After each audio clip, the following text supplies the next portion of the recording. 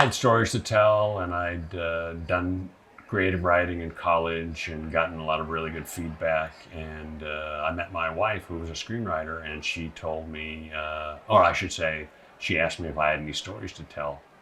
And I said I happened to have a story to tell, and I wrote something, and it got shown around Hollywood, and I got meetings, but that's all I got.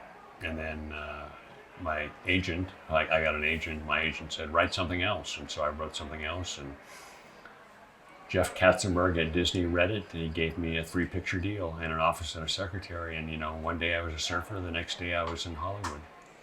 When I heard Jim and Kelly were thinking about putting together an X-Files museum, I thought, oh, right.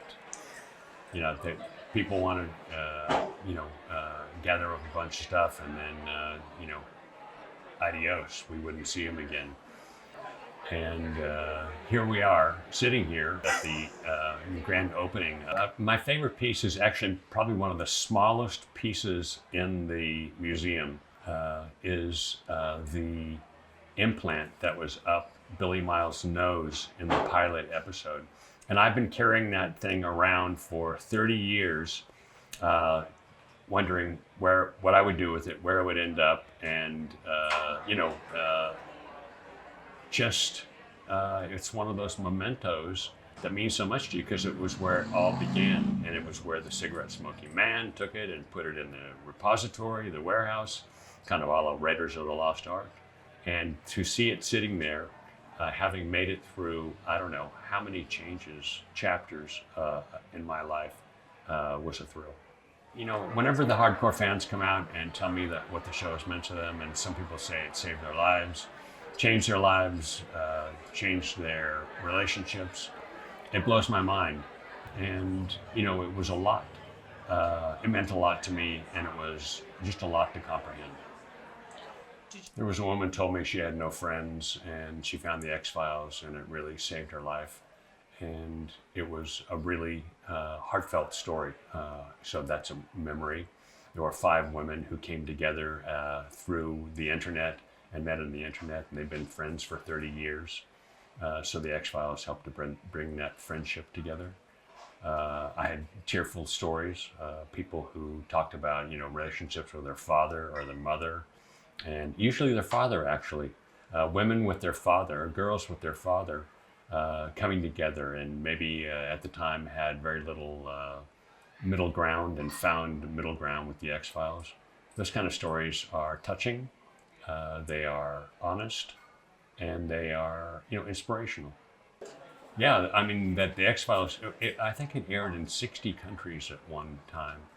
And that means that I've met people from Pakistan that grew up with the show. Today I met 3 people from South America, 2 from Ecuador, 1 from Peru, another one from Brazil.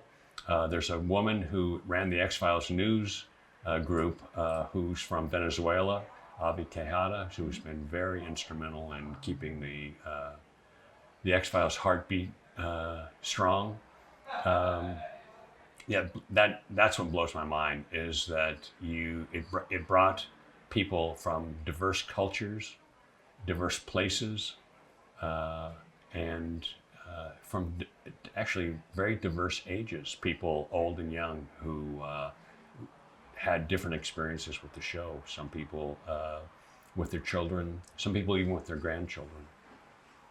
We hope we can continue that legacy. Yeah, that's I hope so too. What our goal is, right, Lauren? I mean, we've known to get each other for many, many years, and we love the show for our different reasons, and brought us together again after 20 years we had seen each other. So, and this has been the project of a lifetime. Yeah. So we're thankful for that. As you might imagine, if you watch the second movie, you just don't give up. And it's, I got that idea from a man named Houston Smith, who was an expert in myth and folklore, culture, and storytelling.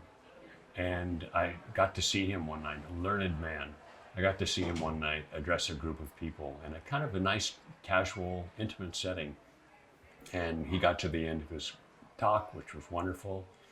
And someone asked him a question, how could you sum up your experiences? And so he was asked basically to give them the bumper sticker answer, you know, and he looked kind of into the air and thought about it, and he said, don't give up. And I thought, that's the secret to everything. The secret to everything is don't give up. I love that. That's great. Thank you so much. Good. You're welcome. Chris, it's just been such a pleasure Yeah. talking to you. I was telling her because I didn't want to make sure that I had the same camera angle.